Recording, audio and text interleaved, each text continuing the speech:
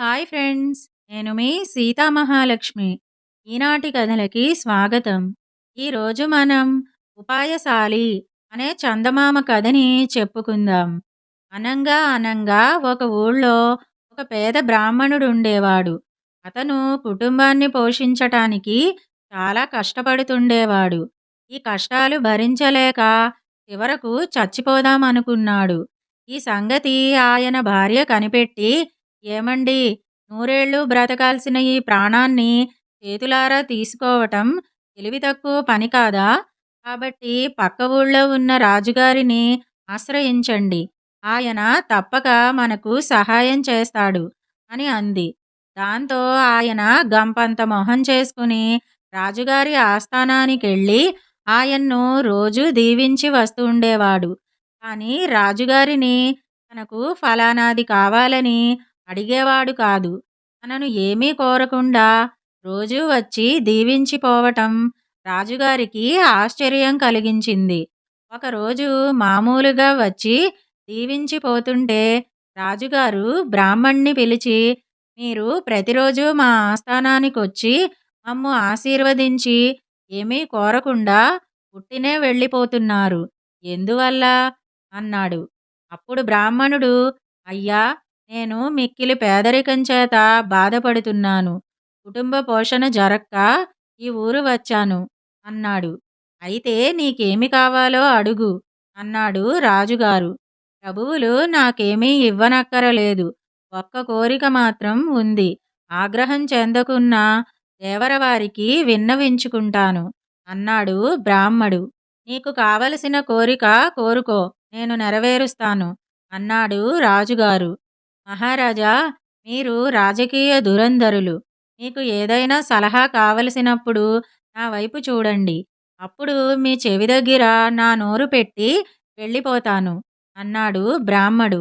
అర్థం లేని ఈ కోరికను విని బ్రాహ్మడు వట్టి మూర్ఖుడని తెలుసుకొని రాజు సరేనన్నాడు. అది మొదలుకొని రాజుగారు ఏదైనా ఆలోచించాల్సి వస్తే బ్రాహ్మణుని వైపు చూసేవాడు. బ్రాహ్మణుడు వెంటనే తన నోటిని రాజుగారి చెవి దగ్గర పెట్టేవాడు. రాజుగారు మాత్రం తన ఇష్టప్రకారం తన పనులను చేసుకునేవాడు. ఈ విధంగా కొన్ని రోజులు గడిచాయి. ప్రతివారు తమ కష్టసుఖాలను రాజుగారితో చెప్పుకుంటుండేవారు. అప్పుడు రాజు బ్రాహ్మణుని వైపు చూడటం, బ్రాహ్మణుడు రాజుగారి చెవి దగ్గర నోరు పెట్టి వెళ్ళిపోవటం చూసి రాజుగారు అన్ని విషయాలు ఈ బ్రాహ్మణుడి సలహాతోనే చేస్తున్నాడని అనుకుని రాజుగారి సహాయం కావలసిన వారంతా ముందుగా వారి కష్టసుఖాలు ఈ బ్రాహ్మణునితో చెప్పుకోవటం మొదలుపెట్టారు. అప్పుడు, మీరు వెళ్ళి రాజుగారితో చెప్పుకోండి. నా చేతనైన సహాయం నేను చేస్తాను. తర్వాత మీ అదృష్టం అనేవాడు బ్రాహ్మడు. ప్రతివాళ్ళు బ్రాహ్మణునికి ఏదో బహుమతి ఇస్తుండేవారు. ఈ బహుమానాలతో కొంతకాలానికి ఈ బ్రాహ్మణుడు రాజుగారి మేడతో సమానమైన మేడను కట్టించాడు. ఒకరోజు సాయంకాలం రాజుగారు మంత్రితో షికారుకెళుతూ ఈ కొత్త మేడ ఎవ్వరిదని అడిగాడు. రోజు మన ఆస్థానానికి వచ్చే బ్రాహ్మణుడిది అన్నాడు మంత్రి. అరే, అతనికి నేను ఒక్క కాణీ కూడా ఇవ్వలేదే, ఇంత పెద్ద మేడ ఎలా కట్టగలిగాడు అన్నాడు రాజు. దానికి మంత్రి, మీరిచ్చిన వాగ్దానము వల్లనే ఇంత మేడ కట్టాడు అన్నాడు. అంతటా రాజుగారు తన పొరపాటును గ్రహించుకొని మరునాడే బ్రాహ్మణుణ్ణి పిలిపించి, ఏమయ్యా బ్రాహ్మడా, నీకు నేను కాని కూడా ఇవ్వలేదే, ఇంత పెద్ద మేడ ఎలా కట్టావు అని అడిగాడు. అంతా తమ అనుగ్రహం వల్లనే అన్నాడు బ్రాహ్మణుడు. రాజుగారు వెంటనే, ఇలాంటి కుట్ర పనులు ఇక ముందు చేశావంటే శిక్షిస్తాను, జాగ్రత్త. ప్రజలను మోసం చేయకుండా నీతిగా జీవించు అన్నాడు. అప్పటి నుండి బ్రాహ్మణుడు బుద్ధి కలిగి మోసం చేయటం మానుకుని ప్రజాసేవ చేస్తూ హాయిగా కాలం గడుపుతున్నాడు. ఈ కథ విన్నవాళ్లకు వీసెడు బంగారం, చెప్పిన వాళ్లకు చేటెడు బంగారం. కథ కంచికి, మనం ఇంటికి. ఇదండి ఉపాయశాలి అనే చందమామ కథ. ఇప్పుడు మరో కథని కూడా మనం చెప్పుకుందాం. సాటి ఎవరు అనే చందమామ కథని చెప్పుకుందాం. పూర్వకాలమందు ఒకప్పుడు ఫిరోజీ షా అనే నవాబు ఉండేవాడు. ఆయన భార్య పేరు గుల్నార్. ఆమె సాటిలేని సౌందర్యవతి. బేగం గుల్నార్ సౌందర్యం అటువంటిదని ఇటువంటిదని నోటి మాటలతో వర్ణించటానికే వీలు కాదు. గుల్నార్ యొక్క శరీర సౌందర్యమే కాదు, ఆమె విహరించే అంతఃపురం కూడా అతివైభవంగా అపురూపంగా ఉండేది. తెల్లటి చలువరాళ్లతో నిర్మించి రత్నమణులు పొదిగిన ఆ దివ్యభవనంలో ఉండే విలాస వస్తువులు, హంసతూలికా తల్పాలు, వాటి శోభ చెప్పతరం కాదు. ఇంతటి సంపద వైభవము ఉన్నా గుల్నార్కు జీవితంలో తృప్తి లేకపోయింది, ఆనందం లేకపోయింది. ఒక రోజున ఆమె చక్కగా అలంకరించుకున్నది. నిలువుటద్దంలో తన సాటిలేని సౌందర్యాన్ని తనే స్వయంగా చూసుకున్నది. కానీ ఏదో మనసుకు లోటుగా తోచి అసంతృప్తితో, నిరాశతో అలానే సయ్యపైన వాలిపోయింది. కొంచెం సేపటికల్లా బాదుషా లోపలికి చక్కా వచ్చాడు.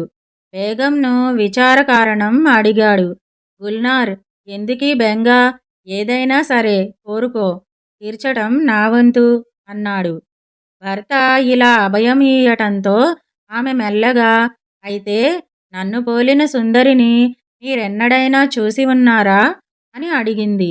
ఈ ప్రశ్నకు పాదుషా ఆశ్చర్యపోతూ, నీకు నీవే సాటి సుందరి అన్నాడు. అందుకు బేగం, అలా కాదు, నాతో సరిపోల్చదగిన సుందరి మరెవరైనా ఈ భూలోకంలో ఉన్నదేమో స్వయంగా తెలుసుకోవాలి. ఇదే నా కోరిక అని చెప్పింది. బాదుషా నవ్వుకున్నాడు. ఏర్పాట్లు చేశాడు. ఆ ప్రకారం కొద్ది రోజులకల్లా ఎంతోమంది యువతులు ఎక్కడెక్కడి నుంచో అంతఃపురానికి వచ్చి విడిది చేశారు.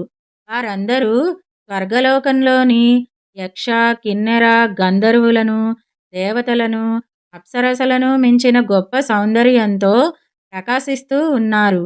అందరినీ వరుసపెట్టి పరీక్షగా చూచింది బేగం. అందరినీ వెళ్ళిపొమ్మంది. మళ్ళీ శయ్యామందిరంలోకి వెళ్ళి నిలువుటద్దంలో తన రూపం చూచుకున్నది.